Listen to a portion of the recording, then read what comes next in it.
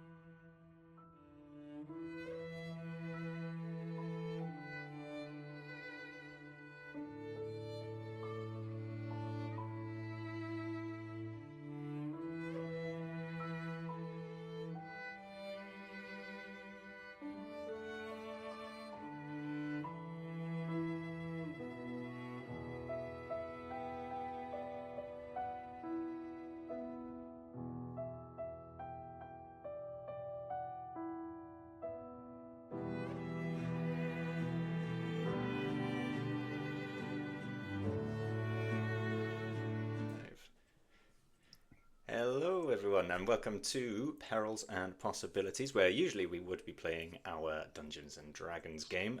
However, we are missing quite a few people today, so we are going through something else today. Harry's taken us through the setup for Obojima. I've just noticed you also cannot see me, so that's fine. As long as I can be Oh. heard, I don't mind if I'm not seen.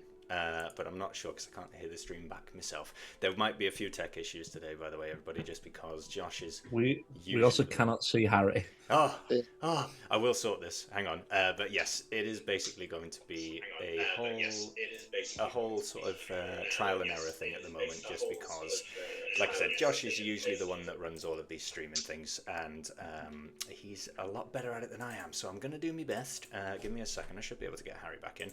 But otherwise, yes.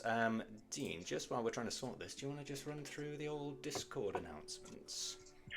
Hey there. So we are Perils and Possibilities, and we can be found on Discord. If you go to perils.uk, that redirect you to our Discord channel.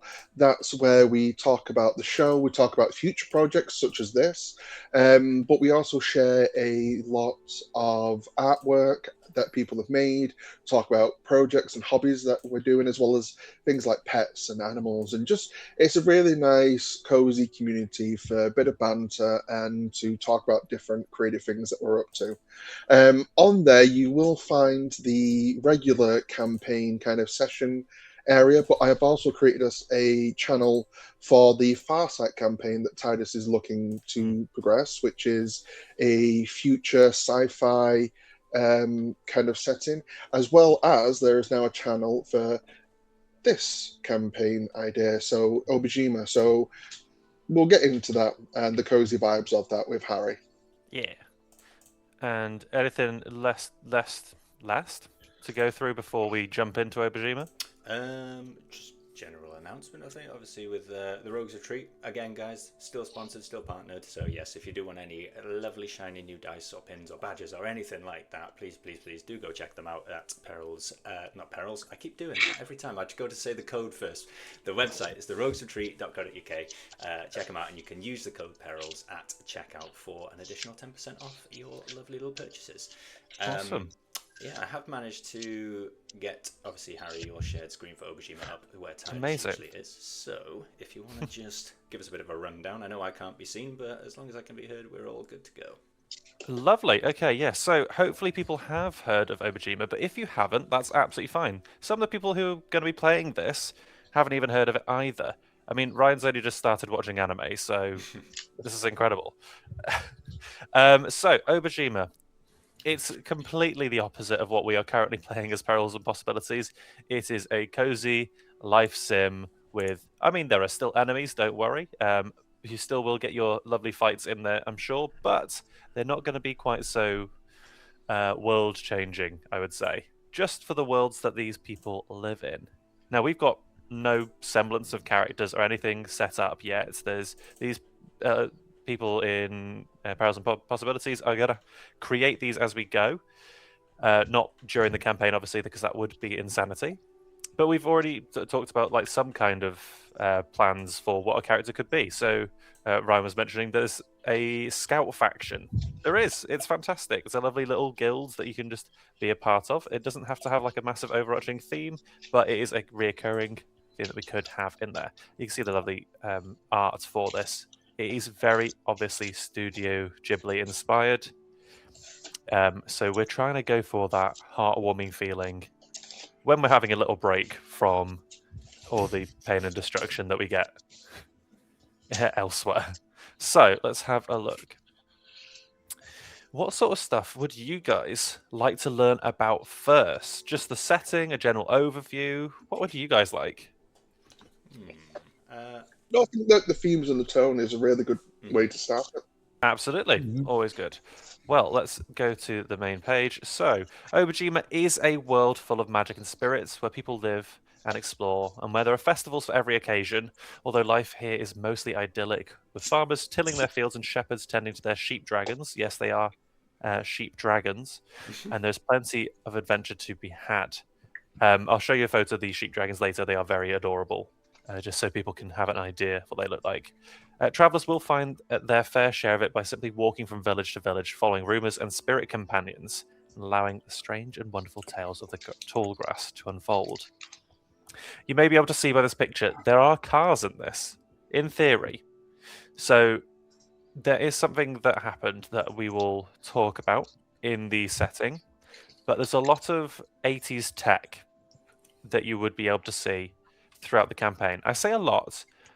You won't be seeing it like it necessarily in any village, every village that you go to.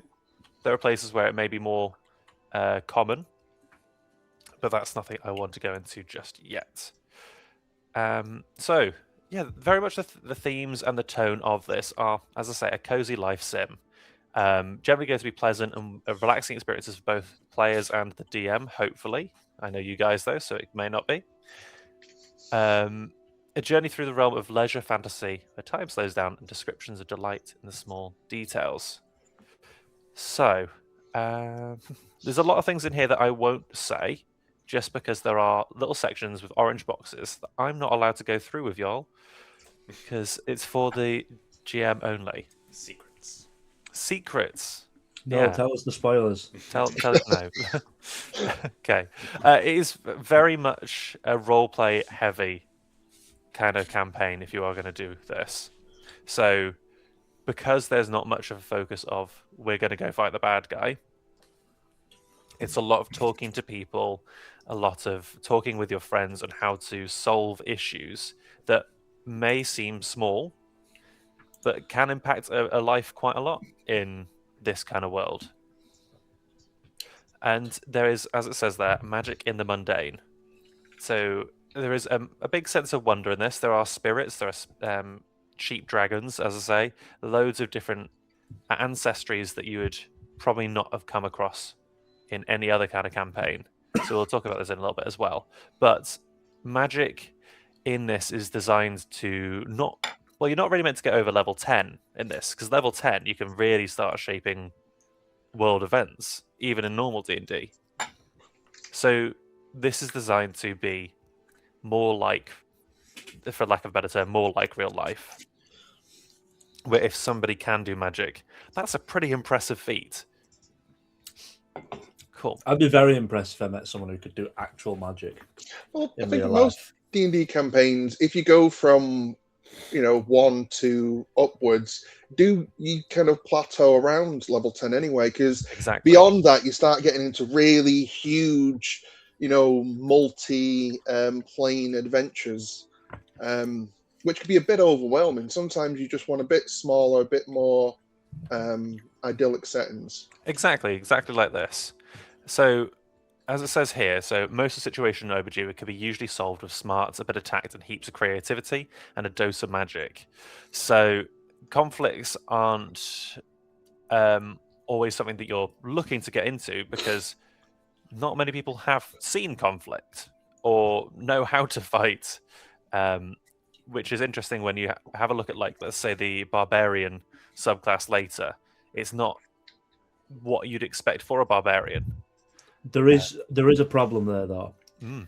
We've definitely got creativity and magic, but I don't think this group has any smarts nor tact. I think we're going to really struggle with those two. Well, yeah. Yeah, you did kind of have a point there. That's why it's role play. We're going to play people who do have those things. Oh, right. Okay, that makes sense. Yeah, That's so I true. pretend to be. It's acting. I pretend to be something I'm not. And Yeah. the fact that I'm going to be DMing this would be that I also have no tact, so it's just a load of tactless people talking to each other. Yeah. Brilliant. It's like, there are giant mushroom creatures Sounds like invading the local farm, and it's like, how can we deal with these without just slaughtering them? Yeah. We can be Tame your friendly. fire. Yeah. And Ryan, you could finally get to play a character that can actually cast magic, if you'd like. No, I'm definitely. I think it's going to be a running thing in this. I'm just never going to be a character who can cast magic. Yeah, none of your characters so far have cast Spell magic. slots. I refuse to get involved with them. See, quirks aren't magic. It's fine. Exactly. Yeah. If you're just shouting at something and something happens, You see, that's the shout. when Philip sets someone on fire, when he punches. It's the same effect of when like a space shuttle re-enters the atmosphere. It's just going so fast. I ignite the air around me. Which one's the one where there's an anime where like it's a world of like wizards and stuff, but someone isn't magically gifted, so they just train really Mashal. fucking hard. Mashal. Yeah. Yeah, So he just so trains funny. really fucking hard. So it's like, okay, you need to use a spell to destroy this boulder, so he just punches it. That's yeah, absolutely. It's the same as Rock Lee in Naruto. He can't do any actual jutsu. So Yeah. he just becomes really fucking strong. Yeah, absolutely. It's like they're all doing all these shadow clone jutsu and stuff. And he's like, I'm just going to break your legs. There you go. Let me just wear weights my whole life and then take them Yeah, off. he's like, oh, you can't do your jutsu if I snap all your fingers. He's a nice guy. Let's not say that. I know that's the thing. He's like the nicest character, but he is the strongest man on earth. Yeah. Um, Cool. Okay. So yeah, a lot of the okay. Explaining this is that I would probably start you on the I believe the west coast of this, because the further east on Obojima you LA. go, yeah, exactly. The further east you go, the more dangerous the world does become. So Gale Fields is a pretty normal starting place for you. Doesn't mean I am going to start you there. I'm not going to tell you that. But having the ability to fight something will become more of a necessity the further east you go. Okay. Yeah. It also mentions here evil and villainy. Evil doesn't have a strong presence on Obojima. Generally, creatures and monsters are forces of nature, motivated out of natural fear or greed rather than evil. So I think I might be here now. Oh. And there we go. What? I think that's good. I think you're in. Yeah, there we go. You can hear Josh in the background. Oh, right. Sorry. What's Josh doing? He was helping me get the camera back on. Oh, So okay. we've sorted it. Hi, Josh. I hope you're okay. Taking some R&R. Also, this book is just filled with some absolutely beautiful imagery. Yeah, I was having a flick through the book the other day, and the artwork is gorgeous. Yeah. Oh, so I will quickly. There's an orange section here that you can see down here. Not allowing you to see that, but there are spells that you're not allowed from the base game. Mhm. So I'm just gonna quickly. Can I quickly roll? There you go. I just went right past it. Yep. Ah. Ooh, Go too woodland fast. spirits. Yes, there is a spirit realm. So, the spirit realm is adjacent to the material realm. It's also why you'll see the certain spells later, which ones aren't available. So it's kind of like, I believe it mentioned the ethereal realm in normal D&D. It's basically their version of that. But it's not. This isn't connected to D&D universe in any way. So you're not going to be getting from this world to suddenly being in our world, let's say. So yeah, no infernus or anything.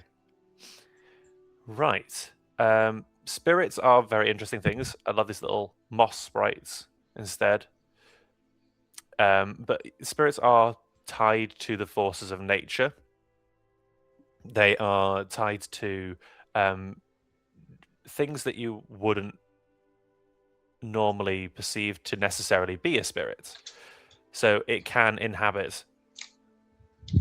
So very, very much the Japanese mythology is nature is the god that you can see, basically. Spirits are that, but they live in their own world and can sometimes either accidentally or deliberately come over to our world. And there are things like great spirits, but there is a way for you to go into the spirit realm as well.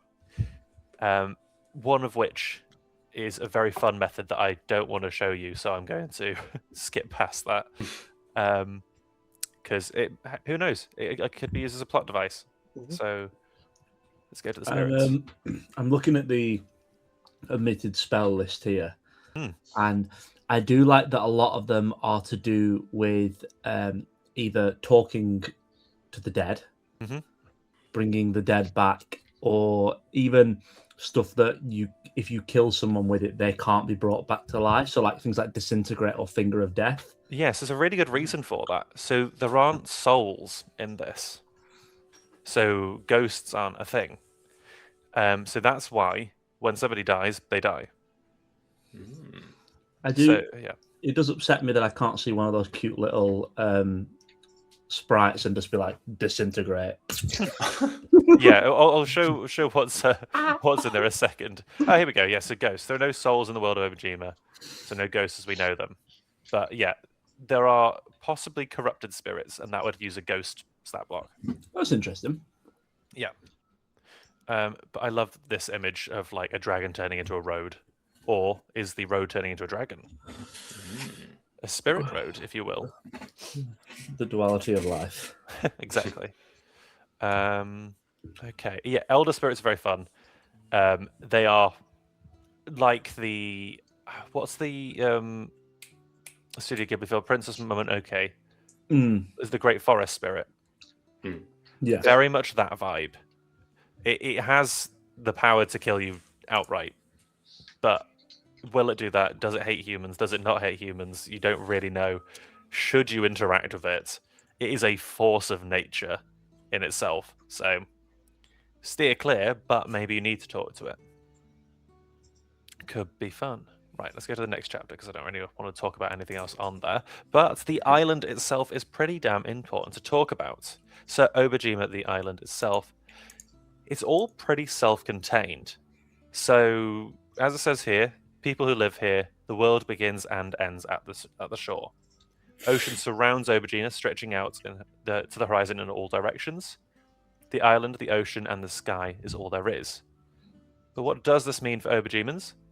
This chapter explores what life is like on the island, contains an overview of the island's history, culture, and geography, as well as a breakdown of island's currency, because we all need to know exactly how you're going to buy things. And you'll also find descriptions of factions, organizations that are active across Obojima.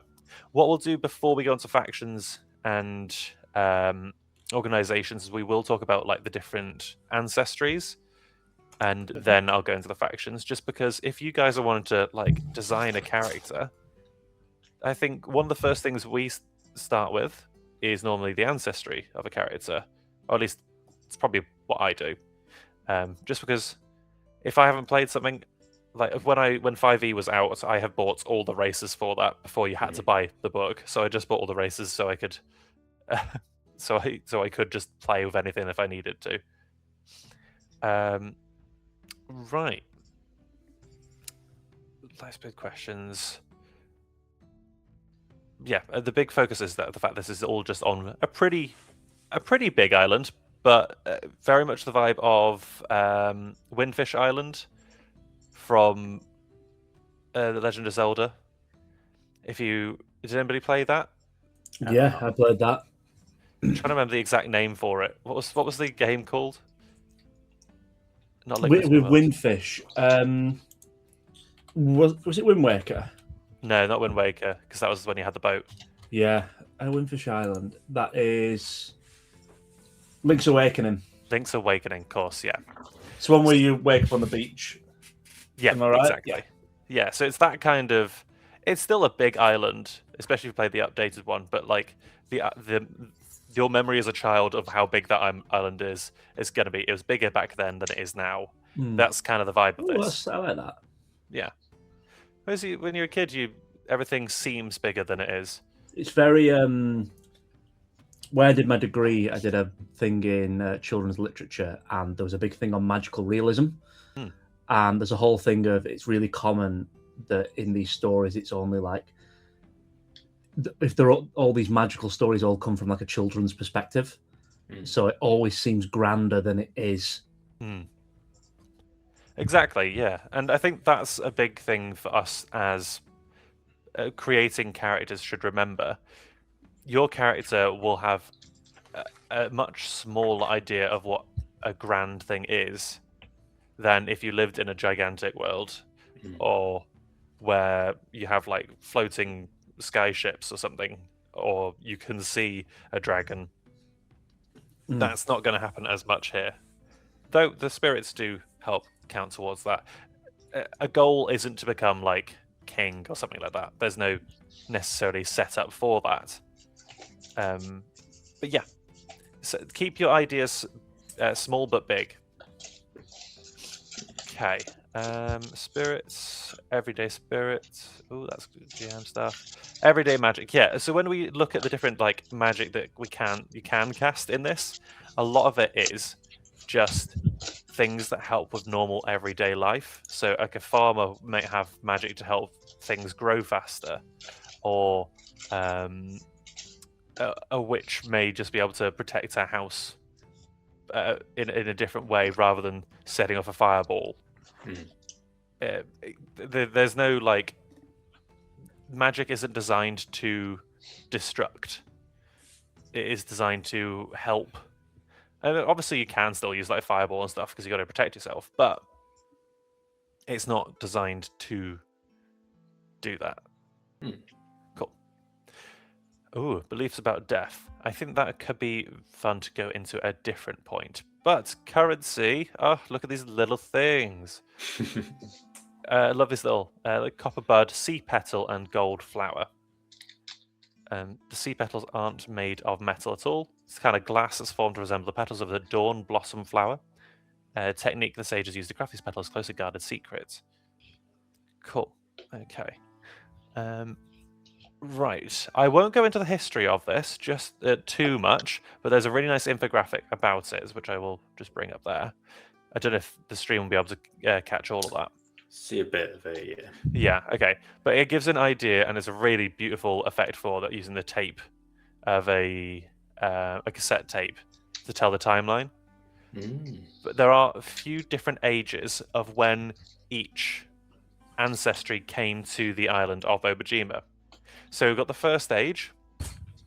We don't know when that was, but it's before the age of the Nakadama. So the Nakadama is a race that we'll probably go into first, or ancestry that we'll go into first. Then you've got the age of humanity. So the age of Nakadama, from where we start this, is 2,000 years prior. Age of the humanity is 1,200 years ago. Then the age of the Dara is fairly recent. That'll be only 300 years ago. Cool. And then in the start of this, it always starts 3 weeks after, or 3 months after, an earthquake and a tsunami that shook the island. Good for a good plot point. Yeah, exactly. So it may not have any bearing, but things have been happening since that. So you mentioned this before, just before we started, Dean, that there is a corruption. Things started to appear, like maybe patches of grass that made it harder for people to go through the Gale fields, or sudden bubbling pools of random goo. It was very fun. But there is a sense of unease or worry because this is not something that has been seen before necessarily in the history. It's something new, but we don't know what has caused it. But we could get into that later. Okay, we'll get to the factions in a bit, as I mentioned. But there are obviously different ways of getting around the island. This is a really nice look of Obojima, but I will put this up because I don't want you stealing anything from me. Okay, just have a look at the idea. So, as we were talking about before, so generally this is the sort of safe area, the Gale fields being here. Then as you go more east, things start to get a little bit more dangerous. And the Mount Fuji kind of moniker is very nice up here. And maybe even a mysterious little island that you could go to. Oh, what is happening over there? Okay. Right, I'll go over to the different ancestries. Cool. Okay. Have you guys had a look at the ancestries already? Because I did, obviously, we said it a little while ago that we might be starting this. So has anybody had a look? No. Okay. I had a quick look the other day. I thought it was quite interesting.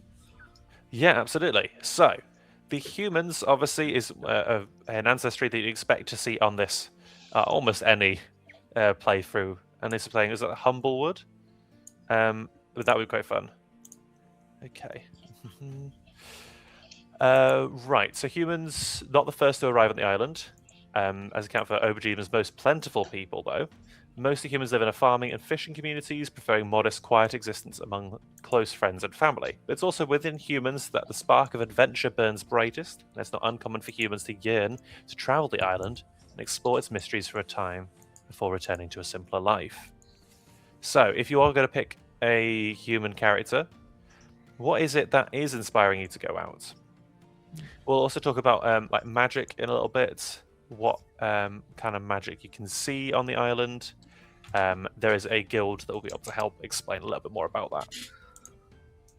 So, from the sea, the humans of Obojima regarded the island as a home, but it's clear that this was not always so. Nakadama records tell the comings of human on a fleet of ships that were scuttled upon landing. So that means, like, the ships were used as homes or similar, kind of like how Vikings did. So they aren't trying to go back anywhere, by the sounds of it. Whether humans were refugees, intrepid adventurers, or simply lost at sea remains unclear. One interesting note from the time reaches us from a scroll penned by the sage Ati, the Learned, who referred to the event in several places as the return of the humans. The return theory, as the current historians call it, is hotly debated, though it's clear that first age technology is curiously connected to humans. So, first age technology is that age that we don't know when it was. As you may have seen on the shared screen, it was the time, we don't have a specific time for it, but it's over 2,000 years ago. Cool. The Dara, so I'll conclude the little image there. Mysterious people that emerged from the forests of Obojima less than 300 years ago. So these are the newest ancestry that we have seen.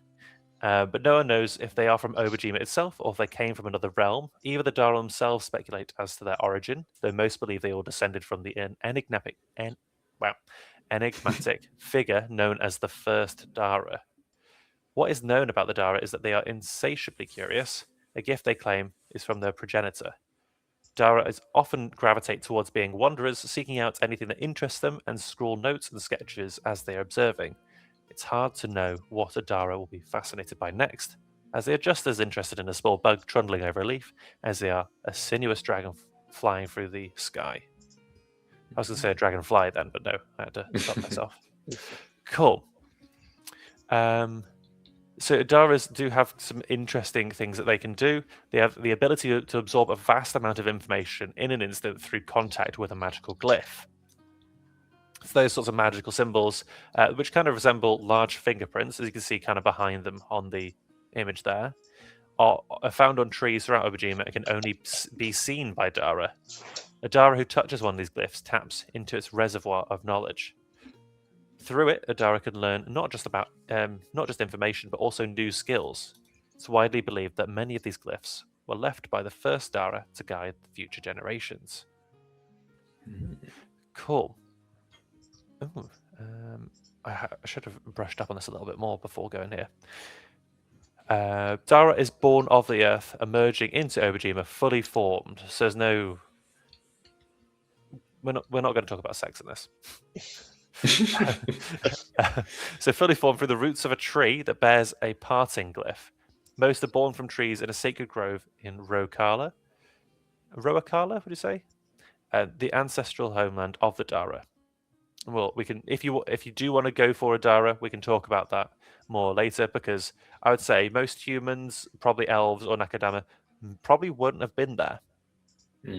So it's something to think about if you are. That's also a big thing to think about. Like, where does your character come from? Is their race something that travels a lot? Would people have seen them as much as other ancestries? Yeah, it's all sorts of things to see. I would say there is a good blend of characters in this. As I say, it's a cozy sim, so there's not too much of a everybody's welcome. It is everybody is welcome, basically. But not in every institution. I imagine there could be some people out there who have adverse reactions. I like that bit. I was just reading on, but it says that they can also come from anywhere a Dara has died. Yeah. I like the idea of having a character of a Dara who's dead, and then next session him just getting back up. It's like, hello, I'm a different person. So you're saying Josh should be a Dara then? Yeah, Josh plays a Dara, and every time they die, literally like seconds later, a new one appears. Perfect. Josh, if It's you the are same watching still. Dara, just different shade of blue. It's imbued with so the parting glyph that I mentioned before, known as a parting glyph, is imbued with the dying Dara's identity, memories, and skills. So, it in theory, kind of immortal, but it is a different person. It's like that. It's like the cloning paradox thing, or the no, is it the teleportation paradox where it's like, oh, if it kills you there, but it reassembles and makes an exact copy of you here, is it still the same person? Oh, ship of Theseus, or Yeah, the parting glyph of Theseus. the parting glyph of Theseus. Yeah. Right. So Dara traits, something to think about. Does anybody have like a fascination towards these at the moment? Does it sound like something you could vibe with as a character, like in the adventurous, very curious, want to get all the information as possible? I think so. I like the look of them as well. The Yeah, little image very is very fun. cute. Yeah, they are. I really like that blue Very cool. one. Yeah, he's really cool. The mouth and the one eye is just so good. Yeah. Yeah, absolutely. You remind me of there was one of the villains in Dragon Ball Z looks like that. Oh, think. yeah. I know what you Um, mean. Oh, you'd have to find it. I don't know any names. I shall And I find know it. Piccolo. I Yeah. shall find it as you talk. I can see him. It's like one. I think there's Yeah. Imagine as well that looks like him. Is he a villain? He might not be a villain. He could be a good guy. Yeah. So the fun one about this age, from the moment a Dara pop into existence, they have all the basic motor functions mastered. By the time a month has passed, they are fully functioning member of society, which is, I mean, people can get to 40 and still not be one of those. So it's unknown how long a Dara can live for, but the average is roughly 100 years. So are you a very new Dara? Are you going to be a very old Dara who's maybe finding the perfect place to put his parting glyph? Who knows? But if you are going to be that, then you're going to have a lot of growth in the last few moments of your life. It would probably be better to start this as like a pretty young Dara if you are wanting to start pretty scratch.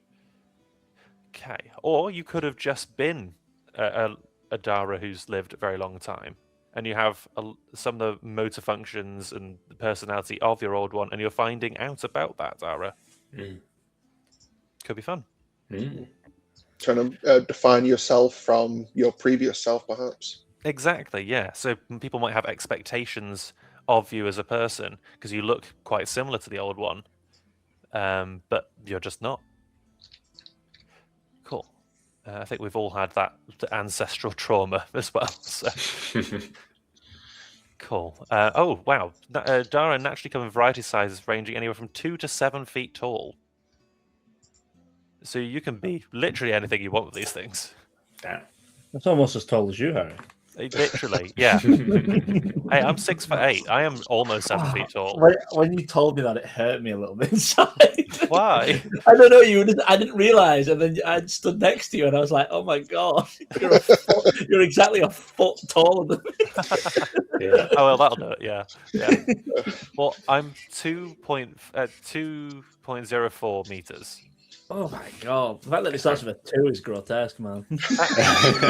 Oh, Ryan, you made me feel so good about myself. Thank you so much. No, I actually think it's kind of cool. You can always reach stuff that I can't. You can pick me up and tuck me on the top shelf. And then you can't get down because it's too high. I can't get down; it's too high. I'm scared of heights. Hey, and now you can play a Dara that can do that to other people. No, I exclusively play characters that are shorter than me, so I in real life feel tall. Fair enough. So apparently, a size of either small or medium, depending on which type you are. So small Daras are red, or medium are blue, which is interesting. Okay. Yeah, So Bonnie have a said think something about it. that's in the chat. An old Dara that's just been really lazy, so they speed run life in their last few years. Honestly, most grandparents. Yeah, I was gonna say that's quite a good idea. Like a Dara that spent the most of the time like staying in one city because it's got really good food, Yeah. and then just being like, maybe I should go see the other side of the island before I Yeah, die. absolutely. Just lived in a hole for ages. It's a really interesting hole. Yeah. Hey, maybe there's loads of bugs. Mhm. Okay, so there's different skills that you can have specifically as a Dara. So awakened skills, game proficiency in 3 skills of your choice. Always good to see, especially if you're going for a rogue. Okay, create talisman. As an action, you can create a magical paper talisman, which can bestow unique abilities on any creature in possession of it. So when you do so, you choose one of the following forms of the talisman. This feels kind of like the cartographer, the new cartographer, Mm. because you can give people maps for that. So, Sun Talisman. A creature in possession of this talisman can use its bonus action to activate the talisman, granting it the benefit of disengage or dash action. It's fun that you get to choose that as well. Earth Talisman. When a creature is in possession of this talisman, is reduced to 0 hit points but not killed outright. The talisman activates, causing the creature to drop to 1 hit point instead. Good to give Josh this. And the Moon Talisman. This paper talisman can be placed on any weapon as an action. The next time this weapon successfully hits a target, the talisman activates, dealing an extra radiant damage equal to your level. Nice. That's quite fun. Yeah, nice little boost. Yeah, and it lasts for 1 hour until it's activated, which is good. Cool. Sacred Revelation. You possess an innate gift to allowing you to perceive both and... Wow, can't read today. You possess an innate gift allowing you to perceive and absorb information from the peculiar glyphs strewn across the island. These glyphs take the form of intricate symbols resembling thumbprints and hold the potential to convey anything from simple messages to complex skills to you.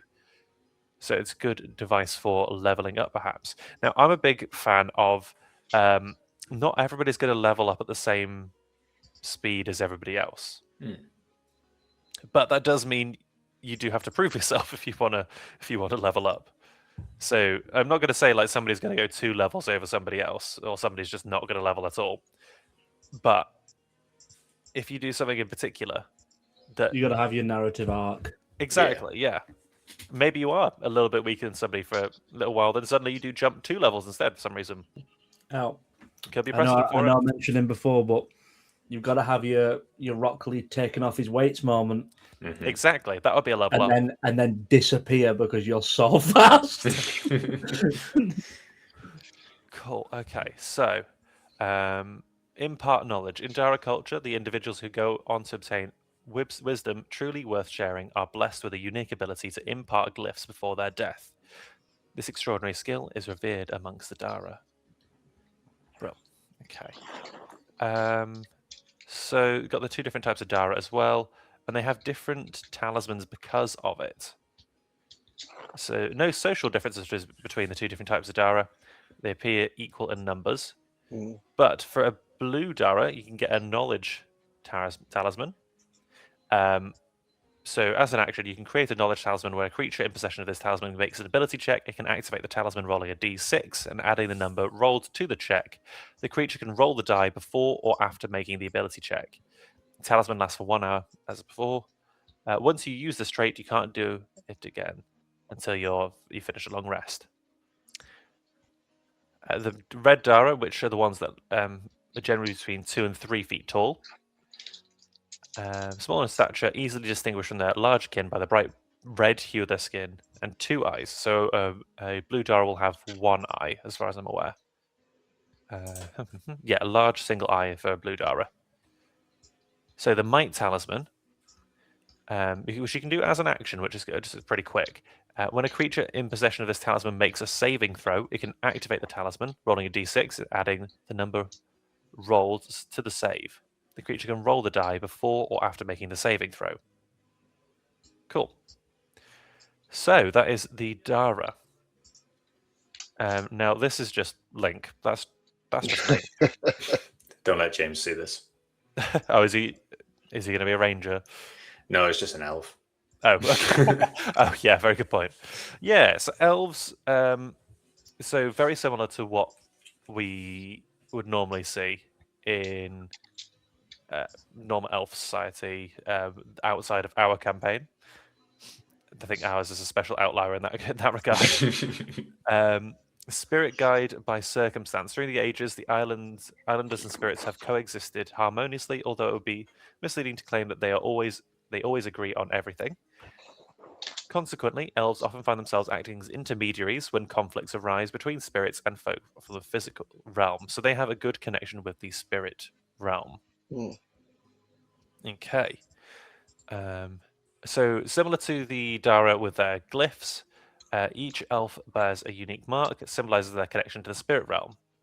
The mystical glyphs appear as shimmering birthmarks that vary in size from that of a coin to a large enough to cover an entire limb. Ooh, I like that. Yeah, exactly. Okay. Elves, fairly similar. Elves reach adulthood in the late teens and live less than a century. Normal stuff. Dark vision, as you'd hope. Ethereal sight. So, because these elves are slightly different, you've got the ethereal sight, where your ocular prowess doesn't stop at dark vision. You can use an action to shift your sight into the ethereal, allowing you to see creatures on the spirit realm. So that's why I mentioned before that there is a split. It's an overlay from one to the other. So a lot of the stuff that you would see in the normal material world could be plastered on the spirit realm, or the vice versa. Mm. Okay. So you can see the spirit realm, which appear as glowing outlines of themselves. Effect lasts for 1 hour. You can use this trait a number of times equal to your proficiency bonus, and you regain all expended uses of it when you finish a long rest. Okay, so the different birthmarks, kind of similar to Sasuke, his curse mark. Oh, yeah.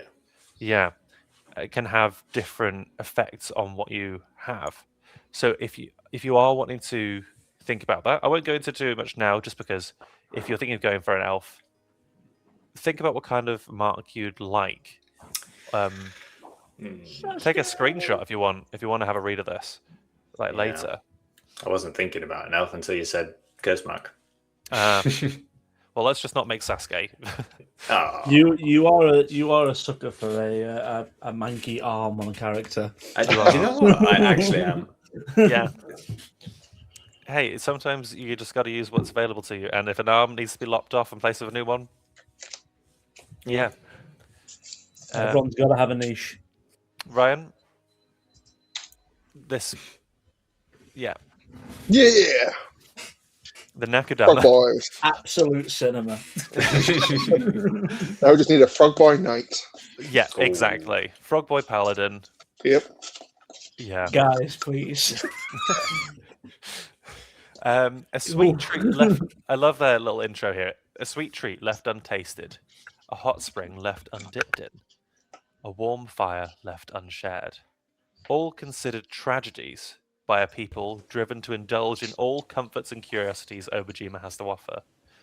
To the other peoples of the island, the amphibious Nakudama seem to partake in all things with a sense of eagerness and excitement.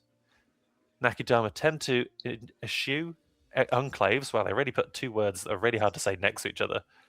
Eschew enclaves for the more cosmopolitan settlements scattered across the island. They are highly social, patrons of tea houses, taverns, and inns, and are sure to hear the booming, croaking voices of Nakudama mingling with crowds. Ryan's face this whole time has just been like, These are my kind of people. Have you already rolled for your character for Farsight? I have, and I'm considering just playing a frog in both. Yeah. I was Maybe going to that's- say. I have no That's what you do. qualms if we're having. I have no qualms with having a niche. yeah. I'll be Hey, a the frog frog boys man. are fun. Yeah. Has anybody else gone for the frog ancestry in Farsight? I was thinking about it. I think But- James is interested in that as well. So I Yeah. think just having like your group of little frog boys would be good. You I mean, we can't could put a just all frog be boy frog in front boys. of me and does not expect me to take it. Yeah. It's mean, like the it's like when someone's nan comes around with a plate of biscuits, and you're You like, gotta "Oh, say I'm yes. gonna have to have one, aren't I?" Yeah, exactly. Oh, it'd be insulting not to have It'd one. be insulting Yeah, if I did. yeah. It'd be insulting to the game and the game master if I didn't play a frog boy. I mean, would Titus let us have an amphibious ship if we all played frog boys in Farsight? Oh my god! You'd have no choice. a big glass fishbowl with a cork in the top, with like 2 rockets on the side. Yeah, perfect. Hell yeah! Oh, the rocket looks like those like castles that you put in a fish tank. Yes, Yeah. it's like it looks like it's been broken through the glass and we've patched it up. There we go, Titus, if you're watching. That's what we're all doing now. If he is watching, he will comment, and I bet it just says no. Yeah. But yeah, please let us know if he does say that on the stream. I will do. Okay, so sharing and collecting stories is amongst the most cherished Nakadama traditions. It's what motivates any Nakadama to travel the island or frequent social gatherings. A quality story doesn't just happen, however. Any Nakadama will tell you it's 1 part lived experience and 2 parts showmanship, which includes creative license and allows for at least a bit of exaggeration. The art can be practiced, but experience must be earned. Therefore, Nakadama tend to venture out regularly in search of novel short stories to share. Okay, so Nakadama won the first ancestries that we saw on the island. That's 2,000 years ago. So, though the details may have been lost to history, exaggerated over the years for storytelling, it is generally believed that the Nakadama were the first people to call Obojima home. Several sites around the island point to an ancient Nakadama civilization, and settlements appear to incorporate Nakadama architecture, which is noteworthy for its water features. Surprising. Said nobody. Right, Nakadama traits. So, obviously you are amphibious, you can breathe air and water. The speed is a little bit slower, so it's 25 feet, but a swimming speed of 30 feet. No. They have 25 feet. Yeah. A lot of the smaller races It's a lot of shoes. in 5th edition were 25 feet instead of 30. I actually kind of like that. Yeah. I know some people always used to hate that as like a feature, like, oh, we should all be equal, but it's like, but you're smaller. Yeah, exactly. You're only like, 2 to 3 feet tall. But it's like, the dwarves, the original, you get 25 feet, but it counteracted that with their most useful ability that always comes up of stone gunning. Yeah. The most useful ability in the game. Plus, they could wear heavy armor without any kind of negative. Yeah, that was always a great one. That for dwarves. Yeah, they're only shorter because they're just so full of muscle compressing them. Do you ever see that video of? Sorry to slight tangent of them doing the training of how to move like dwarves for the Hobbit movies.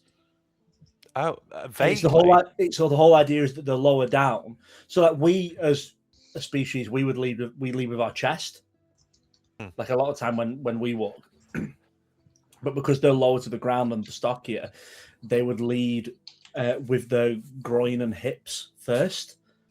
And there's a video of them doing it side by side, and it's just night and day. Of you immediately can see, oh my god, that's a dwarf. So when they're not doing it, it looks a bit uncanny valley. Yeah, it's really cool. I still think it's funny where it's like, oh, dwarfs in D&D, and it's like they're like between 4 and 5 foot, and I've known plenty of people that tall. Yeah, exactly. This really weird thing. It's like, no. I know people who are like 4'9" and built like that. Yeah, I've met them. You can go out and meet someone like that with the beard and everything. They're real. They're just from Shropshire. It's just most people's northern dad. Yeah, it's just a Welsh guy. Yeah, Welsh guy at the end of the tavern just talking to himself. And you're like, I have no idea what he's saying. Oh well, he's from. He has no idea what he's saying, and then at some point he'll pull out a pipe. Yeah, yeah, exactly. And you're like, oh my god, he's here. How much has he drank? More than you ever could. Yeah. So very fun one. You've got a standing leap with this. So the long jump is 20 foot, but your high jump is up to 15 feet with or without a running start. Now, I might have mentioned this at the start, but this is 5e rules. We are kind of trying to go for 5.5e, which is how they're saying the new editions, which is not confusing in the slightest. I mean, they had a 3.5, so it kind of makes sense. Yeah. I enjoyed that brief period where this new one was called D&D 1. No, Yeah. wasn't it one D&D? And it was One like, D&D, that was it. And everyone's like, no, we no. had one D&D. Yeah. Just call it 6. Yeah. Well, yeah, call literally. it 6. we Or all if it's know only how small numbers changes, work. Yeah, just, yeah. Oh, one D&D. No, thank you. Grasping tongue. As a bonus action, you can lash out your tongue at an object you can see within 15 feet of you. So it's a pretty long way, to be fair. That weighs no more than 5 pounds and pull it towards you, catching it in your open hand or allowing it to fall at your feet. If the object is being worn or carried by a creature, the creature must succeed on a contested strength check or will have the object pulled away from it. Nice. We don't really do contested too much in 5.5. It's more just they have to pass a check, don't they? Yeah. Yeah. So I'd probably just do like the strength check would be against your strength. So Yeah, probably set the DC for it. Exactly, yeah.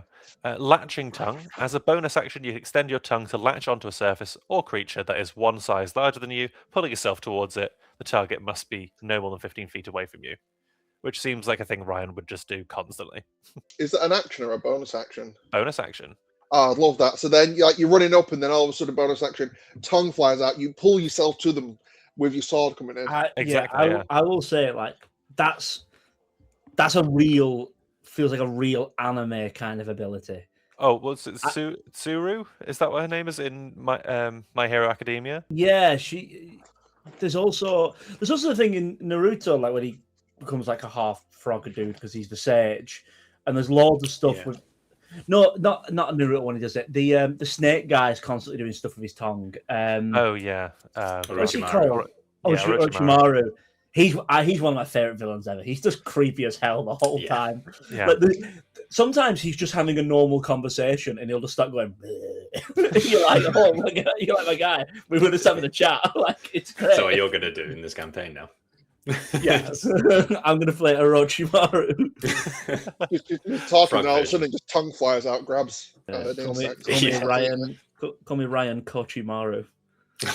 For context on the stream, my last name is Ko, so that joke was excellent. Yes, when you have to explain the joke, it's excellent. I'm exactly. Explaining for the audience at home. They don't have the context clues that we do. Yeah. My name. Yeah, exactly. We have different ancestries you can also play that aren't traditionally on Obojima, so there probably have to be like a conversation about how these ancestries came about. If you are wanting to introduce them, but that's absolutely fine. More than happy to go with. So, I was going to say, when you're saying about these things, I do think it would be very fitting for the race of dwarves to just turn up. Oh yeah, absolutely. That's just really on brand. Just one day to be like, oh hi guys, we're here. Like a full civilization's worth of them. So, oh yeah, we live in that hill over there. Maybe that's how long? The great panic couple of centuries. Yeah, the great panic after the tsunami as this ship turns up and it's just a bunch of bloody dwarfs. It's like, oh, what are these guys doing here? Well, it gives you some ideas of like how these could come about as well. So, I mean, as we've heard, there was already an earthquake, but you and your people have been trapped in stone under the ocean for centuries. During a recent low tide, you and your people were discovered. So that earthquake could have brought about the dwarves coming to be on this island. That second one is brilliant. Your parents traded their subservience to a spirit so their child would be born with gifts unlike any human or elf. That's pretty damn cool. That's such a funny one.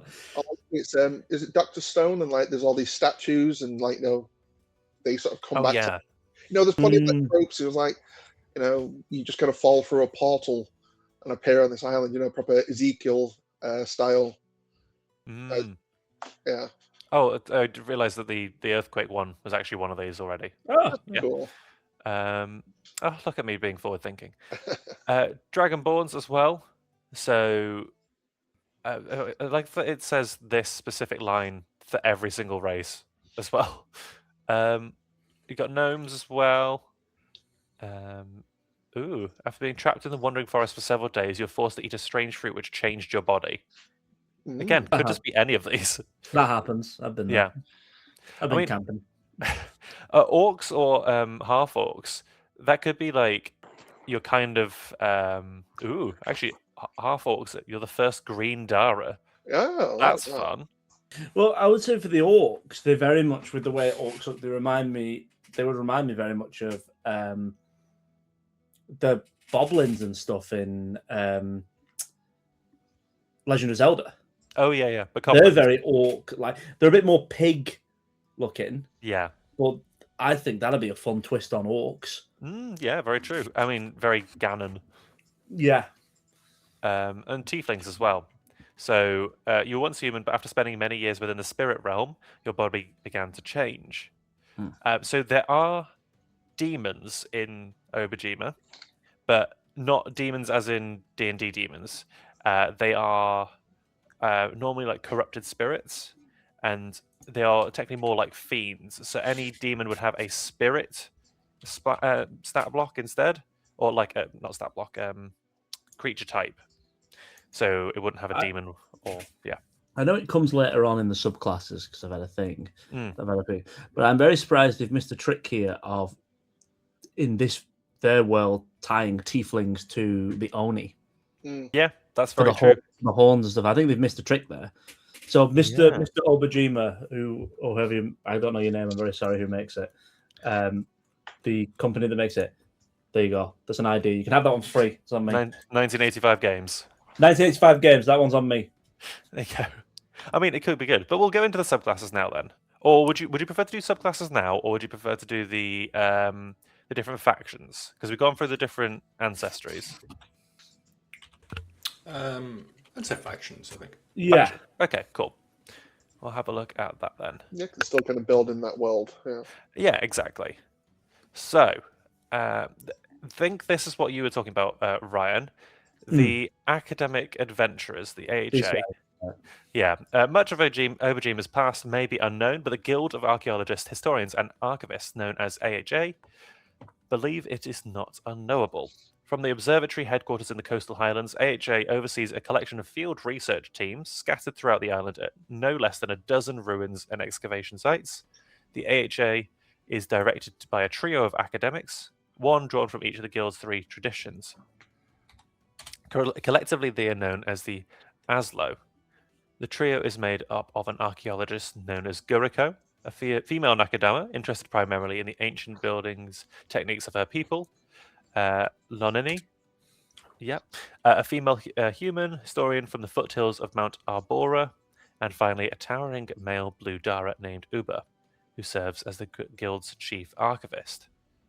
The nature of AHA's work takes its research teams to some of the most perilous and wild parts of the island, so they are always in need of intrepid research assistants and armed escorts. Something for you to think about. Cool. Faction. The Courier Brigade is just one of the funniest things to me. I love it so much. Deliverance through delivery. So the Knights of the Postal Service, which is very Terry Pratchett. The tying the postal service to the concept of like chivalry it's an inspired idea. It's so incredible. Good. Yeah. This is the code. Deliverance through delivery. This is the code of the Courier Brigade, an order of the Postal Knights devoted to the safe delivery of parcels across Obojima, no matter how dangerous the trip or remote destination.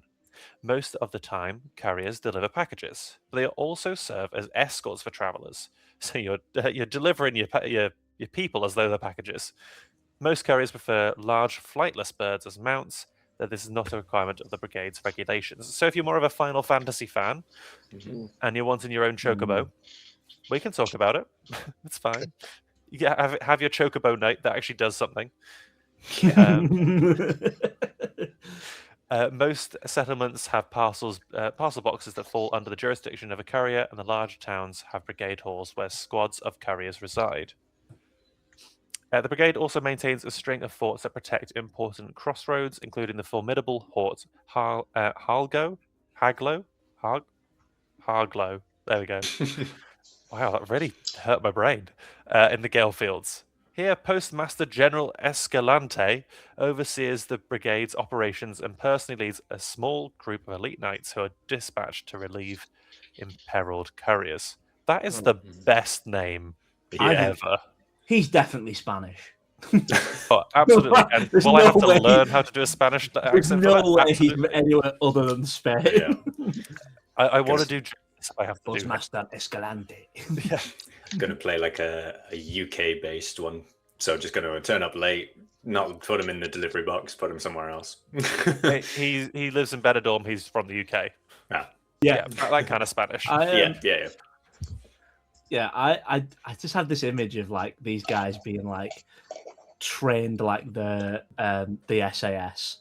Oh yeah, Like I see them there in like, you know, they've got the ceremonial gear. When they're out there, it's like combat gear, the red beret on, Yeah. like the Who Dares Wins patch.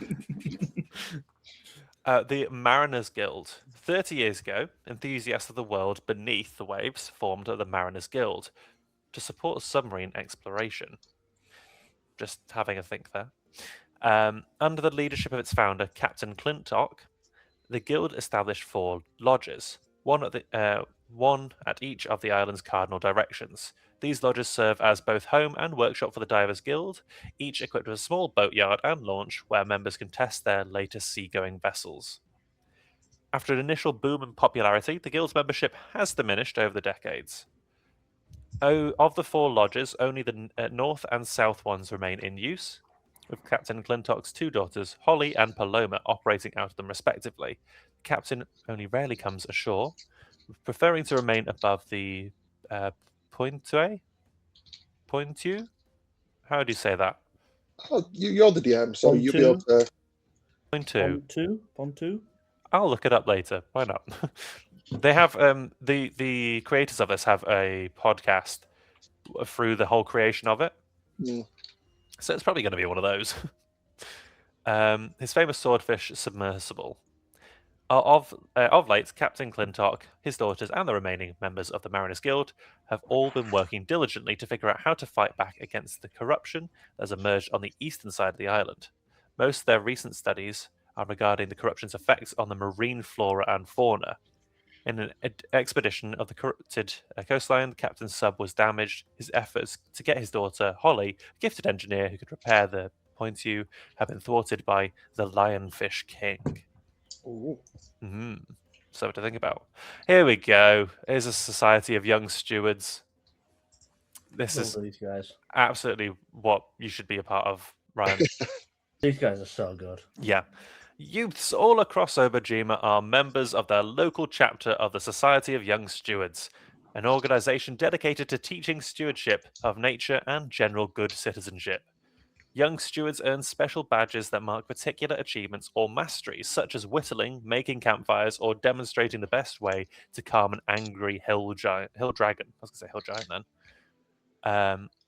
Chapter leaders hold ceremonies to honor exceptional service, acts of kindness, and other achievements that exemplify what it means to be a steward. As the saying goes, once a steward, always a steward. Stewards have all kinds of ways that they help the community and the island, and there's been more than one example of a steward finding an ingenious way to save a harvest, cross a flooded river, or help a lost flock of goats back to the safety of their barn. Sorry. I like that. That sounds nice. Yeah, exactly. As I say, it's a nice and cozy game. There's nothing apart from the Lionfish King that we really need to worry about. The wilderness is a steward's second home. It means that it's not uncommon for a steward's camping strips to become imperiled by one of the many dangers the island has to offer. Howlers might descend on the camp, or a steward might wake to find themselves in the middle of a wandering forest. In such cases, adventurers often muster to come to their rescue. So, there's different chapter names. Have a look at these. All named after birds. Chickadees. You could be trying to create your own chapter. That could be a fun thing to do. Just find a different bird name than these. If you can find a more interesting bird name, put it on there. There's I'm trying to think. There's some funny names. There's one called the Go Away Bird. I know that. Oh, the hoopoo. The hoopoo. That's a very fun one. There's the Satanic Nightjar. Oh wow. That one's a really great name, isn't it? That's insane. I'm going to look at a picture of what one looks like. It's a bird. I Satanic need to have a look at this. Night. Oh, they look cute. They're not satanic. They're adorable. wait, should I try and share it? Yeah, they're really cute. Actually, will it mess with the stream if I do that? Uh, I'll pop it on Discord. Oh, Everyone in stream, go look at a satanic nightjar. They're It is the adorable. most adorable thing. I think it's just the mouth. They're cute as heck. They No. look a little bit like a mini dragon, if anything. Have you They seen do, it yeah. open its mouth, though? That's so wide. Yeah. Look at it. That's crazy. I love it. Oh God. Oh, I found another funny name for a bird. We've got the fluffy-backed tit babbler, and Andine cock of the rock. Wow. Nice. Cock of the Rock Guild. We'll be the Yeah. penguin. Welcome to the cock of the rock guild. I We mean, have no members. you could absolutely just have like the Penguin Guild or Yeah, something. the penguin guild. Well, Yeah. we're from the mountains. Yeah, And everyone makes fun of us because we're a flightless bird. Yeah, exactly. exactly. Yeah. I'll just go on my, chocobo and just, the sad little chocobo gif walking away.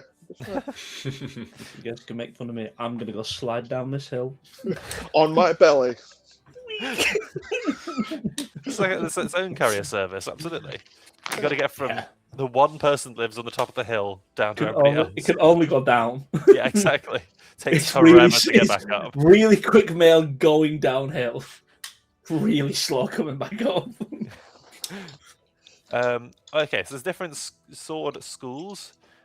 Rival Masters of the Blade, Obojima boasts a proud tradition of swordplay, several actually. Each sword tradition has 2 masters of equal rank who oversee a school and take on worthy pupils to share the secrets of their craft. Students who train at a school earn the opportunity to train alongside and eventually test their skills against one of the masters in a duel. These tests are most commonly first to touch, where the combats use blunted blades to see who can land a first blow, very much like fencing. The reward for scoring a touch against the master is something that's truly special.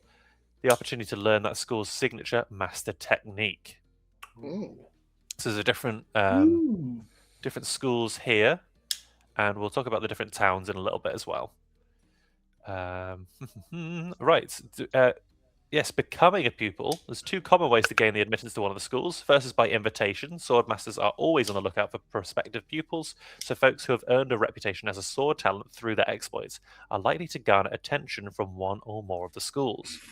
It's not uncommon for a talented candidate to be given multiple invites to attend 2 or more of the schools.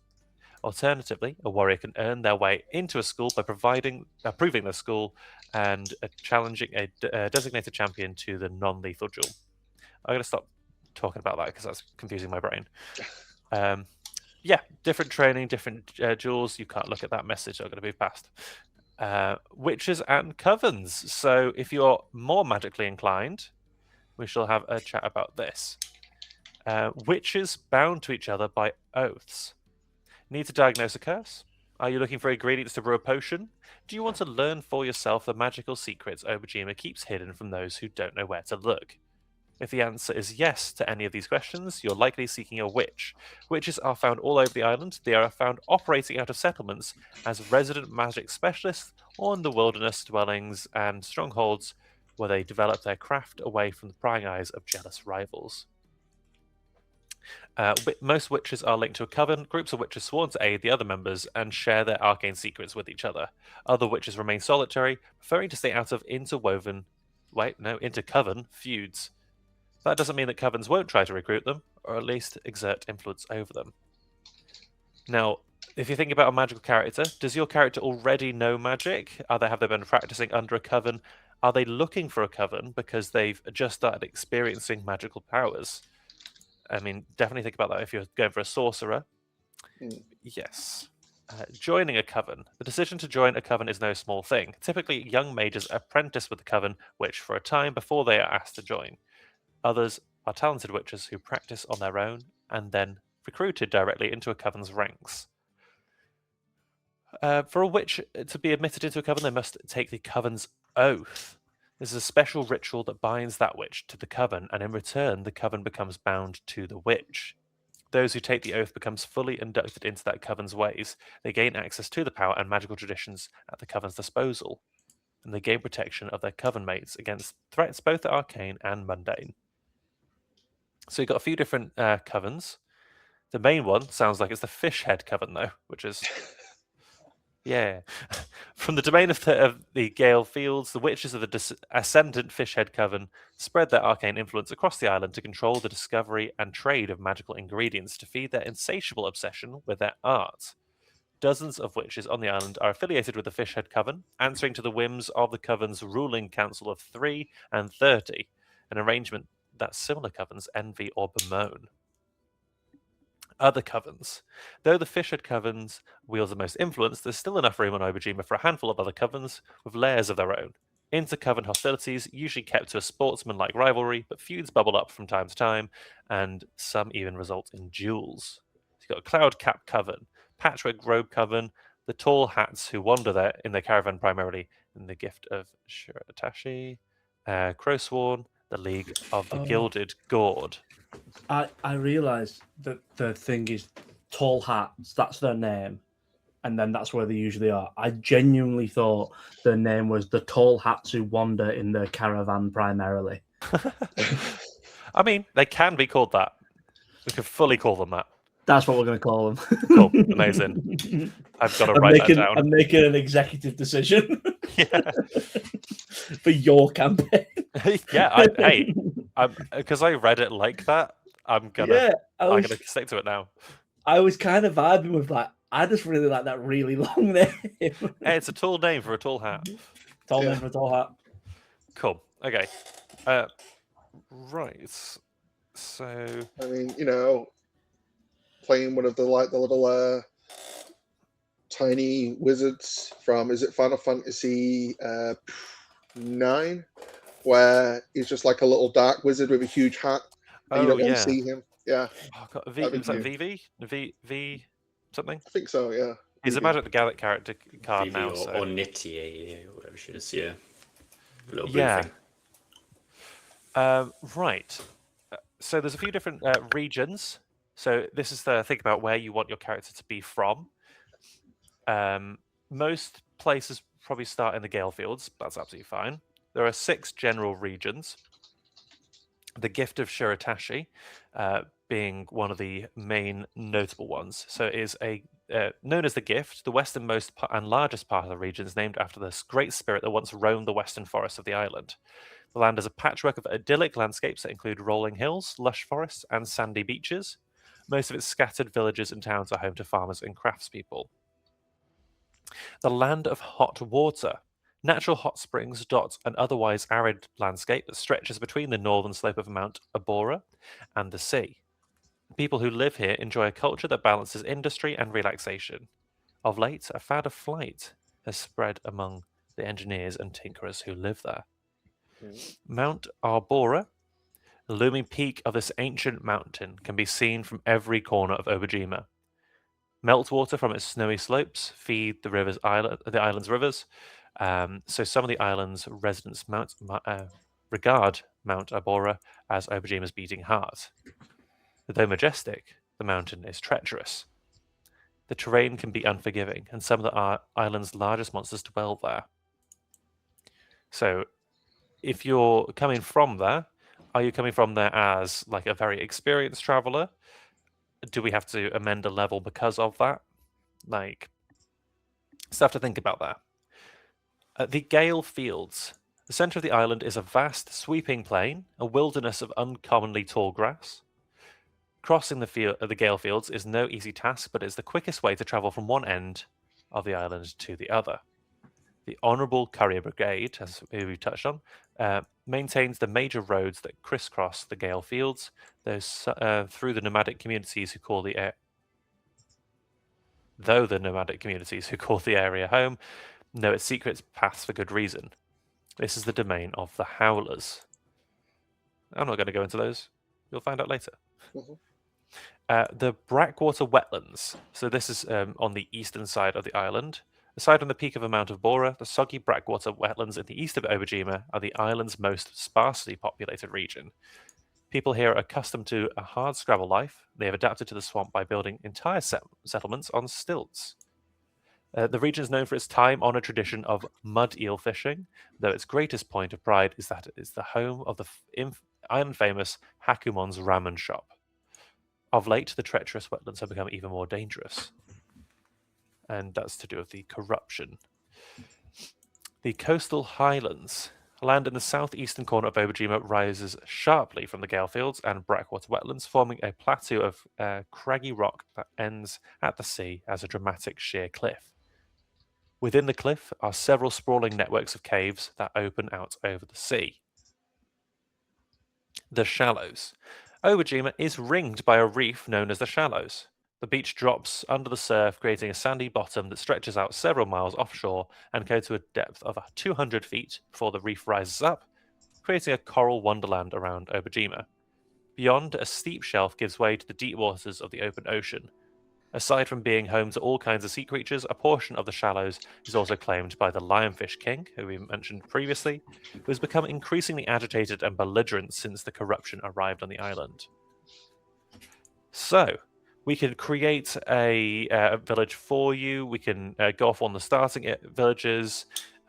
Just think about what kind of region you want it to come from, and we can talk about that more individually about what kind of villages there are in those sorts of regions. But yeah, we can go with it. Cool. Let's go to the different subclasses then. Any questions or want to chat about anything so far? No, I'm good. Where are all the frog people from? I mean, they're kind of all over.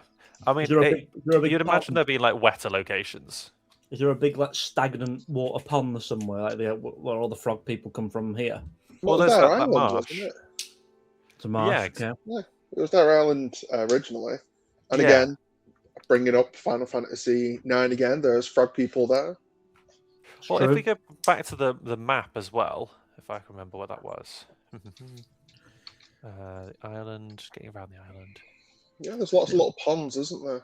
Yeah, so there's like larger wet locations, even next to the mountains. But there's the big swamp here. Big You swamp. could also just be from near like It's good to be a home river. back in the big swamp. and there could just be like an undiscovered like Bigger swamp. well, no, I meant just like a lake, just that you Oh. can't see, just like in the forest or something. I remember when this whole island used to be a big swamp.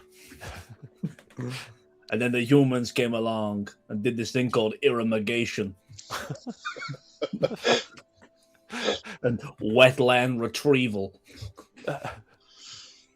I did a course once, guys. Seeing Ryan's character come to life in real time. Yeah, absolutely, yeah. I like that he kind of just apologizes himself. It's just a dude from New York. Yeah. I don't know what happened. One day I was down by Tony's and then I was a frog. And now I'm here. What is that show that was on at Disney Plus? That she didn't turn into a frog, but she went into like a land Amphibia. Amphibia, yeah. Yeah, and she's a human, but everyone's like a frog person. Yeah, there's like 3 humans there. For some reason, they have magical powers. Like Yeah, everybody else is an amphibian. That show's really funny because there's one episode, right, where she meets up with her friend again who's gone off and who's now evil. Spoilers. Damn it. And it like shows her in the original, like a flashback to her in the original episode arrive, and she's having a great time. Then it just hard cuts to her mate arriving, and it's just her having like the worst time possible for like a year straight.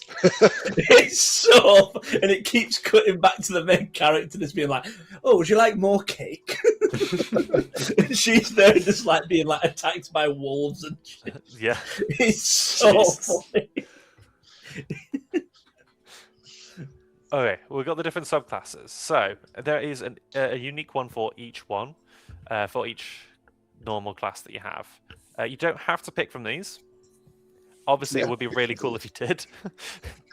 But think about like what kind of what makes sense for your character that you're building.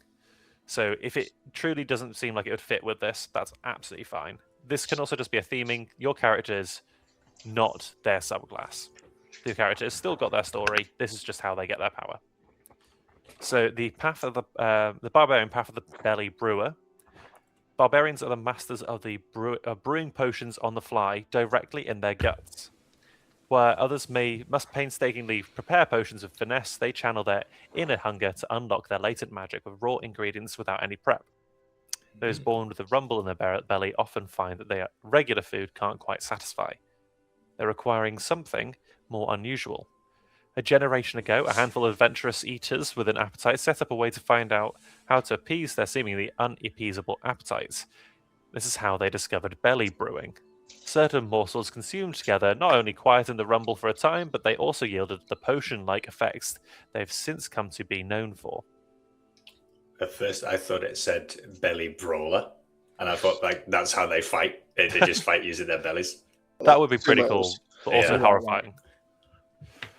Do like the idea of like just like sort of hearing these things of like we said that the Dara were really interested in kind of exploring and understanding things.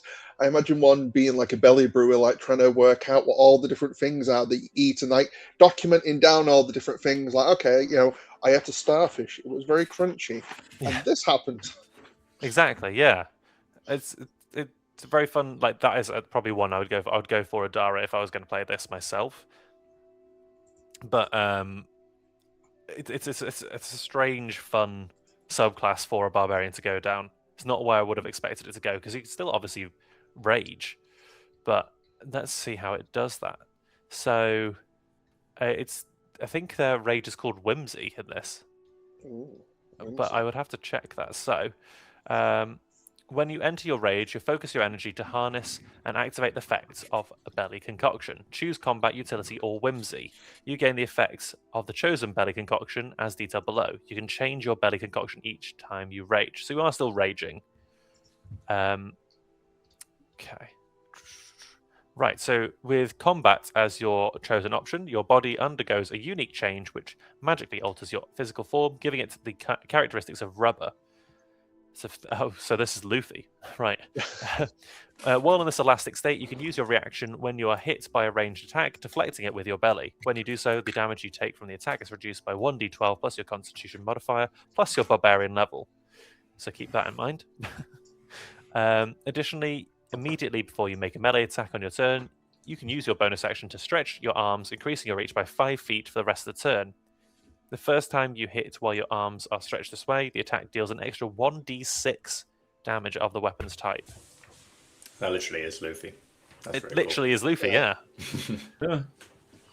Utility. The bubbling elixir in your stomach is perfectly mixed to dissolve and absorb anything you can swallow.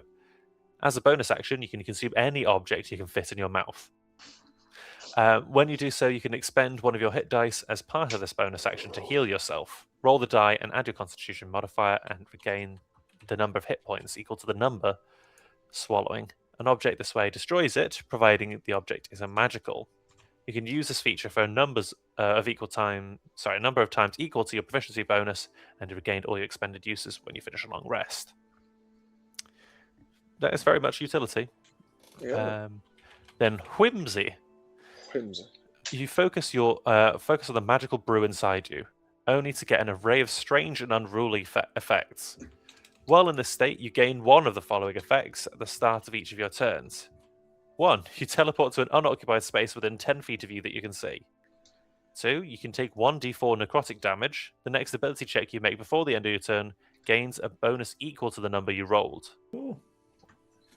And you can immediately take the help action as a bonus action instead. Additionally, you gain a random visual effect that accompanies the other whimsical features, such as your hair turns to moss, a spectral bird circles above your head, or a tattoo of a dancing man appears on your person and moves about your body. Okay, it kind of reminds me of the wild magic barbarian a little bit. Yeah, exactly. Yeah, that's pretty cool. I like that you get prestidigitation and thaumaturgy cantrips as the side effects of you doing this too much at 3rd level. But yeah, we can have a look at what comes later. I mean, you can get to 14th level in this. So, Mighty Quick Brew. You learn an additional common potion as well as an uncommon potion using a Quick Brew feature. So, A quick brew is you choose a common potion that you would normally consume. You can activate the effects of the chosen potion as a bonus action. Once you activate it, you can't do so again until you finish a long rest. If the potion's effects require a saving throw, the DC equals 8 plus your proficiency bonus plus your constitution modifier. Cool. Right. Bards, the College of Masks. So, as you can see, a lot of mask usage in this, but it's imbuing their masks with magic, so losing themselves and becoming what their mask is.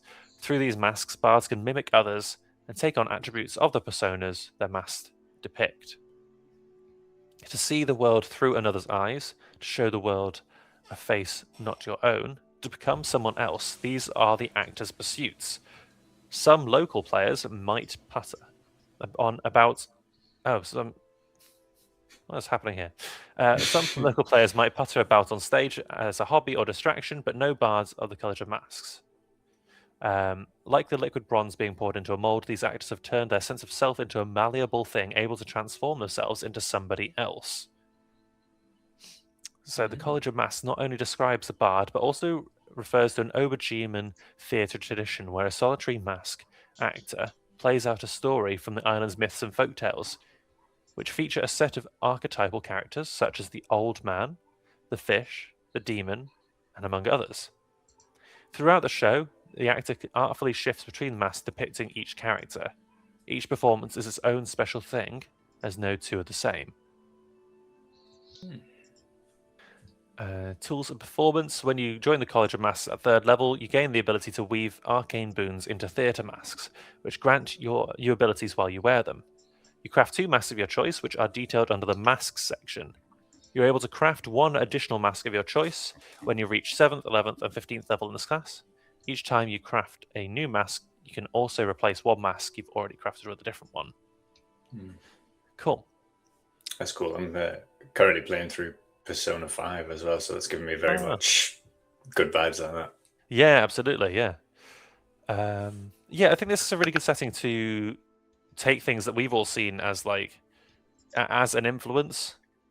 We can take a character we've seen and influence our character that we're making for this quite easily and just change it to what the setting would be.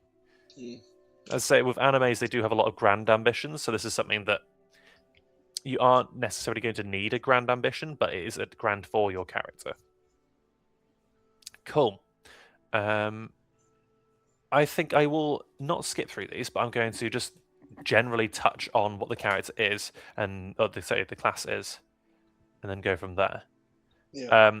Druid, Circle of the Petal. In the tranquil groves where nature's harmony sings loudest, there exists a circle of druids attuned to the delicate dance of petals upon the breeze. These druid guardians of the natural world, known as the Circle of the Petal, draw their power from the spirit of Obojima, the steady island breeze, and the ephemeral beauty and resilience of flowers. Embracing these subtle powers, they harness the whispers of the wind and the gentle caress of petals to weave their enchantments and shape the world around them. Members of the Circle of the Petal are revered for their deep connection to the sacred dawn petal tree and their ability to evoke its serene splendor in both peaceful sanctuaries and dire situations.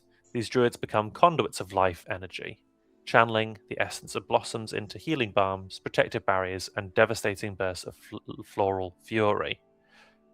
Guided by the eternal cycle of growth, bloom, and decay, they embody the ever-renewing vitality of nature, ensuring that even in the darkest times, hope blossoms anew like petals on the wind. Cool. Oh, so this is like... Obviously, everybody in 5.5e gets their subclass at level 3, but this is where you can get your subclass at like different levels. So it looks like... Do druids in 5e, they just start with their circle, don't they? Or is that 2nd level? In 5e, I think it's 2nd level, and in 5.5, it's 3rd level. Yeah. So it's going to be a little bit different then for this. So, yeah. We'll try our best of how we do it. Okay. Right. Fighter, the spirit fused. Even the life of a spirit must come to an end. Very wild start the sentence. Those who can take on the moniker of a spirit-fused fighter do not normally do so by choice, but rather by circumstance, because to become a spirit-fused fighter, you must first become the vessel of a dying spirit, a task that can't be accomplished by choice, as no one truly understands how or why this occurs. All that is known is that the spirit's mind and body have passed on, and its essence now coexists within the fighter, granting them abilities beyond the capability of a normal spirit. Those who can harness this power can channel the latent energy into objects, which produce a magical quirk or powerful attacks. These arcane tricks are how these unconventional warriors fight, and are the reason they have garnered so much attention and interest on the island. So it sounds like they're not pretty common for this. I mean, most of these classes wouldn't be common to see anyway, but yeah, spirits aren't exactly something that you always see, so seeing one die is even rarer of an incursion, or infusing somebody with their dying spirit. There's a lot of information for this one, though. Right, the monk, the sheep dragon shepherd. Sheep dragons are adorable. I just love them. That weird ass face is just great. Yeah. The Dara looks like something out of Futurama. Yeah. Like Leela's cousin. Yeah. The sheep dragon is often regarded as the epitome of goodness and authenticity on the island.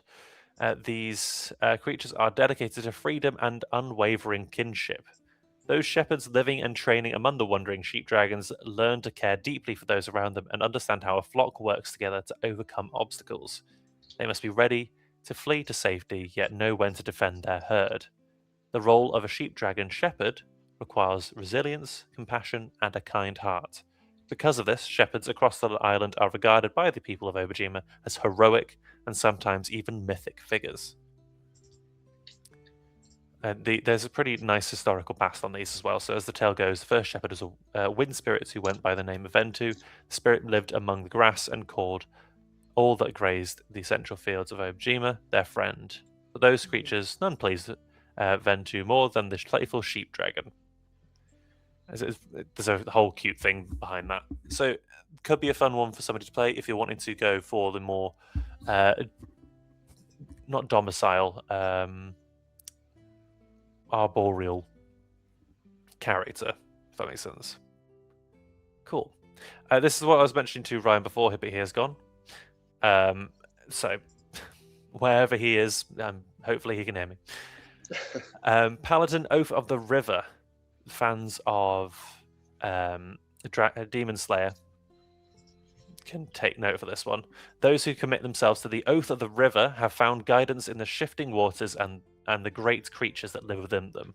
These diverse individuals model their lives and their tenets they follow after the tranquil waters of a blue pool and the rushing rapids that spill over the great waterfall, always striving to flow around obstacles if possible, but ready to crash through them when left with no other option.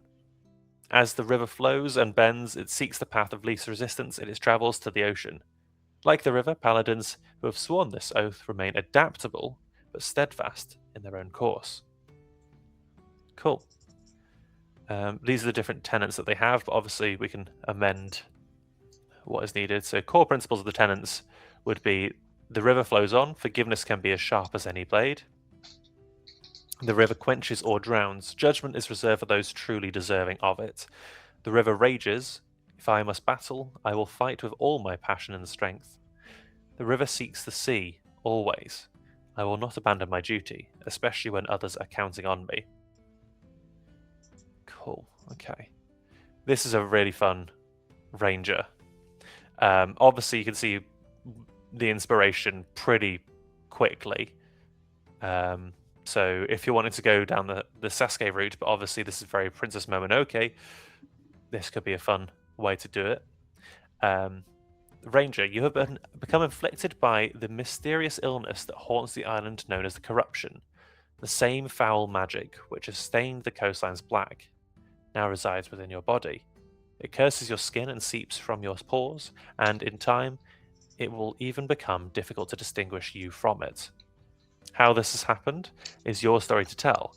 You may have been one of the first responders to the corruption when it came to the shores of Obojima, leaving you possibly the only survivor of that brave band of rangers. Perhaps you were an explorer who stumbled on a pocket of corruption, became infected, or maybe you were inflicted with this corruption by an evil witch. However this fate has befallen you, you are now both cursed and empowered by the corruption's rotting, withering magic that is slowly taking you over by bit, replacing your own flesh with its unearthly power. As a corrupted being, you must choose your future wisely, as it's hard to say what this illness will manifest in you. Cool.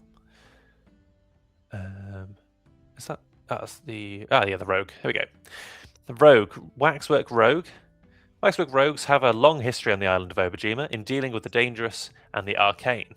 They're known for having an array of tools and tricks to delve into the most perilous of places and almost always coming back with treasures and tales. To a waxwork rogue, any challenge or danger can be solved with a bit of wax, a pinch of smarts, and a whole lot of magic. I feel like Ryan would really be interested in this one. Very much his kind of vibe. Yeah. Okay. We'll go on to a little bit more about that later. Then we got the Oni bloodline. Ooh, there's a lot more reading on this one. Cool.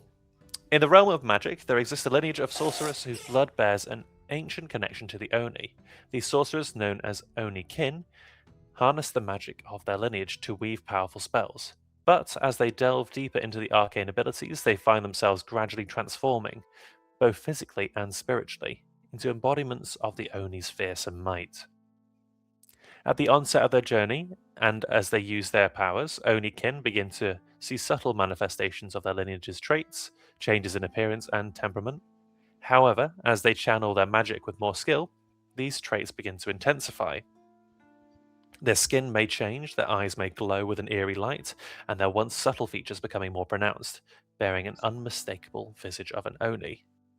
As their power reaches its zenith, Oni kin reach a pinnacle where they can fully embrace their heritage and assume the form of a true Oni.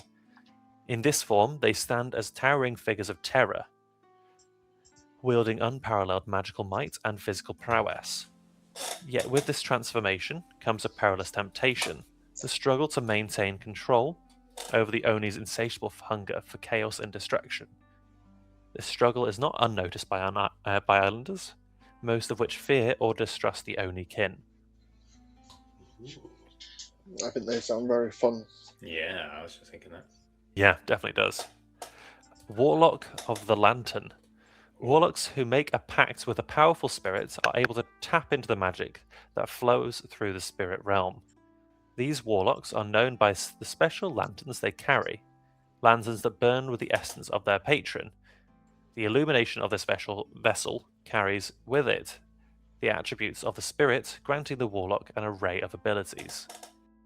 When spirits enter pacts with people, there is often more to it than generosity. Spirits powerful enough to lend out bits of their magic do so for a variety of reasons. Perhaps a spirit is beholden to do so to a bargain or curse. Due to a bargain or curse.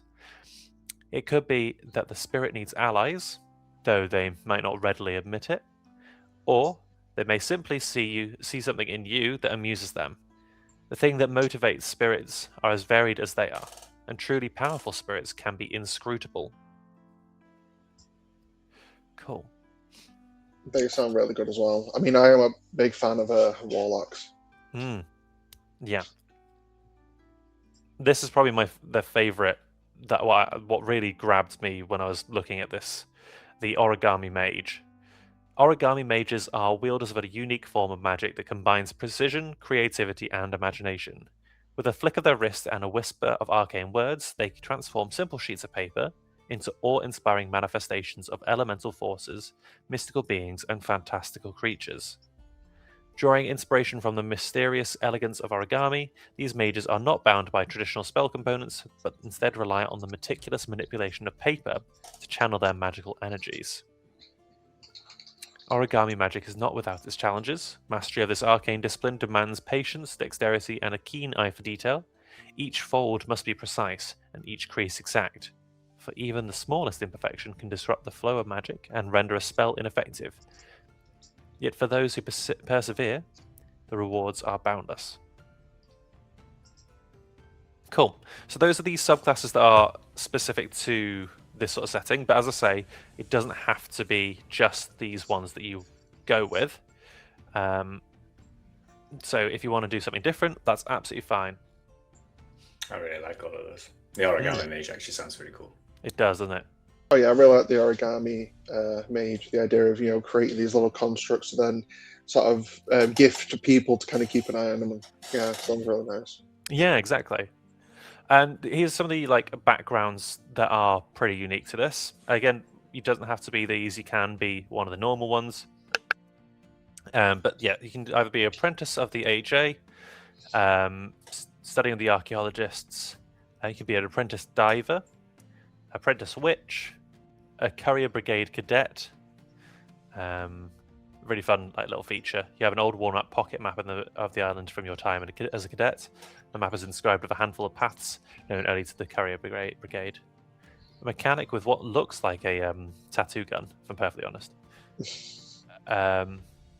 You got a spirit kin as well, so that's a fun one. Though everyone living on Obojima comes in contact with the spirits to one degree or another, your interaction with the spirit realm has always occurred with peculiar regularity. All your life you've had a special kinship with spirits that few share. You come to love their food, their culture, and their people more than the average material being. These habits have drawn fascination, suspicion, and confusion from locals, but that doesn't stop them from enlisting your talents when spirit stuff gets weird. Cool. Right. Yeah, there's stuff about different weapons, different shields, some very fun different ones. You can literally just have a frying pan. Nice. Yeah. Fuck yeah. Frying pan, and I like it. I also like the umbrella that you can get. Let's see if I can get it on here. Oh no, where's it gone? The umbrella's fun. I was having a look at that the other day. Yeah. Umbrella. Whenever you take falling damage while wielding an umbrella, you can use your reaction to reduce the damage by number equal to twice your proficiency bonus. Damn. Yeah. Not that there's going to be a lot of falling damage all the time, but still useful to have. Cool. Right. I would talk about all the different stuff, but there are different feats as well. Are you able to see this side of everything on Not on the stream, no. No. Okay. So there are the different sword skills down here as well. So you got Candon and Moon's Master Cut, Tello and Scales Master Cut, Toraf and Boulder's Master Cut, things like that. Yeah. Cool. The boomerang expert. I like Yeah. it. Yeah, exactly, yeah. The weapon that's fallen out of fashion. Yeah, exactly. Cloudhopper was cool as well. The exposure to the Great Wind Spirit has changed you. You get a few different attributes for that. Brill. Okay. Well, what would you guys like to chat about with this? Is there anything that you want to have a look at specifically? I think I just need to reread all of them in my own time as well to get the gist of each one. But there's a few things that sound very appealing to me at the moment. Yeah, and there are some already done adventures, so we could start on that and then go from there. But yeah, there's even on this source, there's the different mysteries of there. And we didn't really touch on it in this, but there is 1980s technology. So that could be interesting. There's a lot to do with vending machines. So nice. We'll have a look at those later. I'll give you the omitted spells, because Ryan did have a look at that earlier. But spells not found on the island of Obojima, things like Astral Projection, Commune, Demiplane, Disintegrate, Finger of Death. Speak with Dead, as you mentioned. Teleport, not allowed that. Planar Ally. Transport via plants, which I thought was wild. I thought that would have been good. But I suppose you can go... Oh, no, it has to be on the same plane of existence. Yeah, it's strange that one wasn't allowed. But I guess because it's a small island. I also think there's something about, to me, that's akin with spirits. True, yeah. And the spirits might be like, no. Yeah, because you'd have to go through the spirit realm to get there, probably. Yeah. Plus, they've got their own kind of version, haven't they, with the spirit bus, and there was something to do with water as well. Yeah. Exactly. Cool. I mean, a lot of those are very high level spells anyway. So Oh, you yeah. know, it's like, oh no, I can't cast disintegration. It's like, yeah, we're not. Yeah, there's a stray wild sheep dragon. We don't just want to just disintegrate it. We want to calm it down. Yeah. I do find it funny in D&D. It's like early levels, like earlier on in levels, you get things like Fireball and Wall of Fire and stuff, and summon water, and they're all like great magical spells that look really cool. And then you get to like 9th level, and you get disintegration. It's just like go. Yeah. There's just no flair. It's like I just imagine it being like from Harry Potter, one of the curse words, Oh, yeah. like the curse spells, and it's just like, oh, okay, they're dead now. Oh, Yeah. There's some really fun, like, new spells. So, Root Grab is a fun one. Cause roots to reach out and grasp the creature that provoked an opportunity attack, hindering its movement. The creature's speed and reduced by 10 feet until its next turn. So it doesn't really do too much, but as a cantrip, that's pretty good. Yeah. But also just like retrieve. You can cause an object within range that isn't being warded or carried to fly to your open hand. best one. Yeah, or Ember Belly. You can swallow oil and spit it back out. And put it on that's- fire. I like that one. But you can also do that for the next 8 hours. Jeez. Yeah, its duration is 8 hours, which is insane. Right. Once you Because once you exhale the oil, the spell, so you can effectively hold it for 8 hours. Exactly, yeah. Takes that long to digest, I guess. Oh god. Yeah. Or create Spirit Train Stop. So I won't talk about that because that's just very fun. But What's Festival King? Festival King. Underneath train stop. Choose a creature within range. A gaudy crown and cape appear on the target, accompanied by a disembodied arrangement of brass instruments. For the duration, the target becomes a Festival King and has an aura of importance that emanates from them. Any creature that moves to a space within 20 feet of the Festival King for the first time on their turn or starts their turn there must make a Charisma saving throw. A creature that can't be charmed succeeds on a saving throw automatically. On a failed save, the creature becomes enamored with the Festival King, chanting and dancing around them. Nice. that sounds cool. That's a really fun spell. Yeah. That's such a fun little AoE spell. There's also Origami Bird Swarm, Nice. which is a long spell by the look of it. What does Divine Arrow do? Oh yeah, that's wild. You fire an angelic arrow from a bow made of light that materializes in your hand. Make a ranged spell attack against the creature within range. On a hit, the target takes 4d10 force damage, and until the spell ends, it becomes vulnerable to one of the following damage types of your choice, which is all the normal ones. If a creature has immunity to the selected damage type, it instead has a resistance to that type for the duration. Yeah. That's that classic anime move where one of them like is stood there and they just arms up in the air. Yeah. Like everything suddenly starts being covered with wind from all directions. Yeah. There was one I saw online for this with beast mutation, beast transmutation, where you actually turn an animal into a person for a limited time, and I thought that was really fun. Wait, that's one of the spells, and oh my god, yeah, that's a really fun idea. I also like the idea of perhaps your character was an animal and some high-level witch or someone did that, and now you're stuck, and it's like, oh, this was supposed to run out after some time. Interesting. It's like, wait, what am I meant to do now? They've accidentally cast it at the mysterious, unforgiving 10th level. Yeah. Somehow. The stars just perfectly aligned, and all of a sudden you're like, you've gone from being, I don't know, a pig to, maybe that's how you become an orc. You've gone from being a pig to an orc, and it's like, this is just me now, is it? Oh, this is a really fun one. I love reading this. Vegetable Blade. A lush bunch of vegetable fronds suddenly springs from the ground in an unoccupied space you can see within range. As a bonus action, a creature can pull the fronds from the ground, revealing a root vegetable of your choice that has been grown in the shape of a blade. For the duration, a creature can use the vegetable blade as a melee weapon, with which it is proficient. The blade deals 1d12 slashing damage on a hit, and has the finesse property. Additionally, on subsequent turns, the wielder of or one of its allies can use a bonus action to take a bite out of the blade. Doing so heals the creature for a number of hit points equal to the blade's damage die plus your spellcasting modifier. Once the creature's taken a bite out of it, the damage die is reduced by one size, so from D12 to D10 to D8. Wow. Yeah, That's cool. I know, it's so cool. I love that. Just made me think of. I also like the. Go on, Cam. I was just going to say, it just made me think of the film Looney Tunes Back in Action when Bugs Bunny's fighting in space, but his carrot opens up into a lightsaber. That's what it just made me think of. I enjoyed that it said a Franz appear. It doesn't say that only one appears. I think it is only one, to be fair. Is it? Because it's a range of 30 feet. Oh, fronds is just the name of leaves from the ground, so like a pineapple will have multiple fronds. That's true. It says can pull the fronds from the ground, revealing a root vegetable. I want multiple carrot swords. Onion blade. But also there's like a mushroom ballista.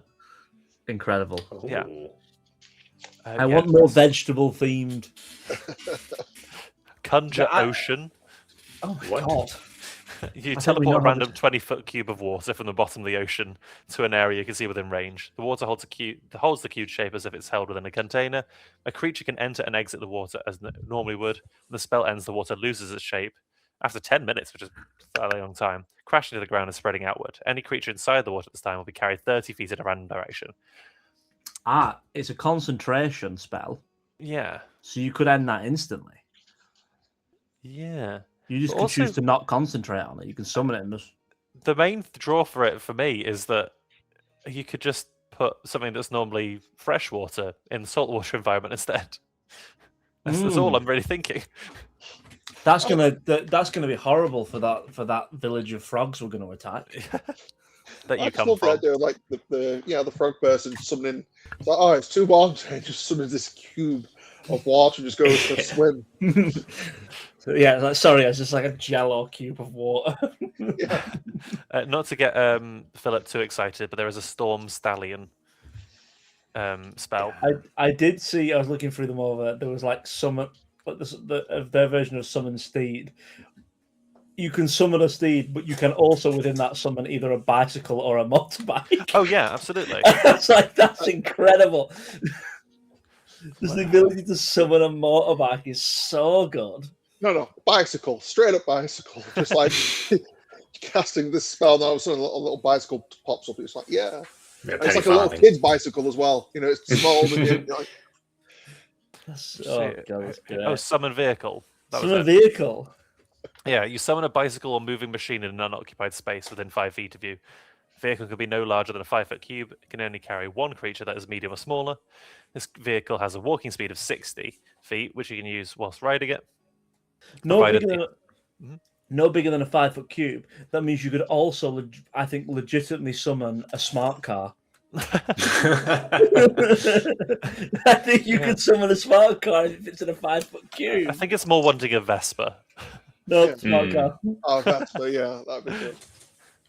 Cool. Oh, yeah, and I love the name of this. Crustacean form. Ooh. Because we all become crab eventually. You create a large ethereal crustacean form around your body, which protects and aids you in combat.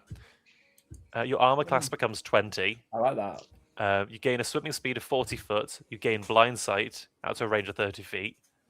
In addition, you can use a bonus action to make a melee weapon attack using your claws. Does 1d10 bludgeoning. Has a damage threshold of 15 hit points.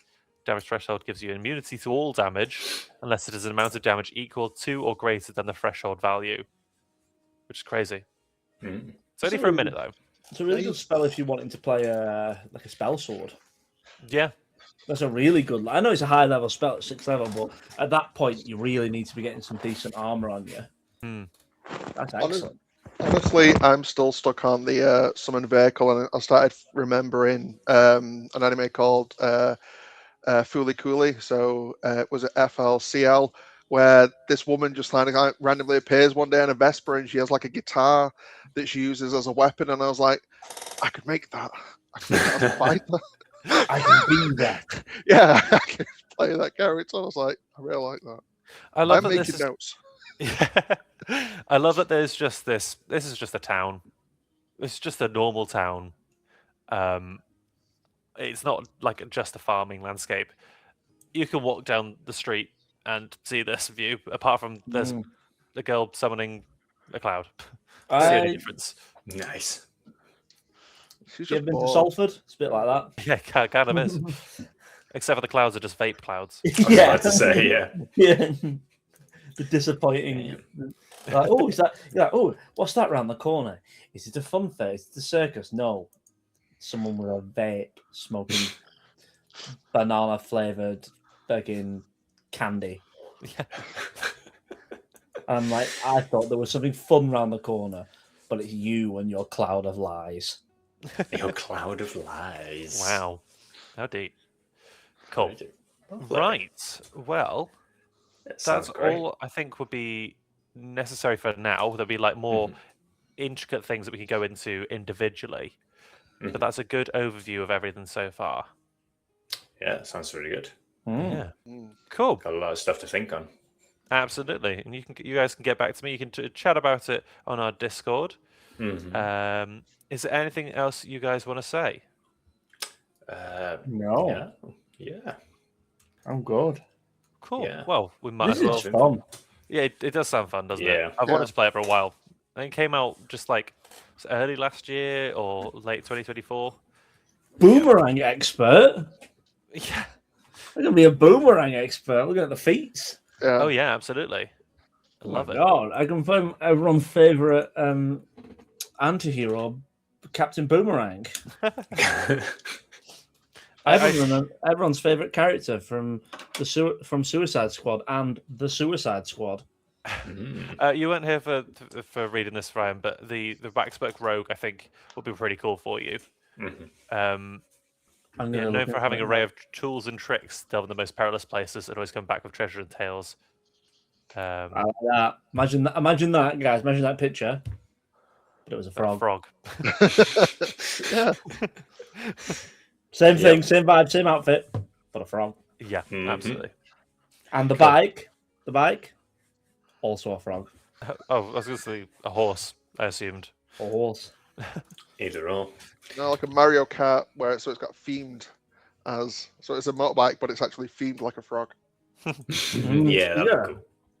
Well, they have they have a frog car, like a buggy car as well already. I thought They might do, yeah. That's brilliant. They probably I mean, do. that'd They fit in do. a 5 foot cube, your own little Mario Kart, because it's just a one person vehicle. They do have a frog while I'm looking at it here. It looks fantastic. Yeah. Cool. Well, guys, I think we are all good for today then. Yeah, awesome. We'll let everyone go early. Enjoyed the last of the sunshine while it's still around. But yeah, Dean, do you want to just remind everybody where they can come and chat with us? Yeah, so we can continue the conversation on Discord. So if you go onto perils.uk, redirect you to our Discord. It's where we chat about the show, but also people post their hobbies and artwork they've been making. And I have created a channel for this, and I've already been posting some images based on the stuff we've been talking about. But yeah, we'll see you over there. Yeah, lovely. Well, thank you for joining us, everybody. Apologies for the tech issues and stuff at the minute, but we should be back with the regular campaign next Sunday. I believe Titus and James are back. It's just Josh is going to be missing still. So yeah, join us back then, and we'll continue the adventure. And join us on Discord for a little bit more discussion about Obojima. Lovely. Thanks a lot, guys. See ya. Bye. Bye.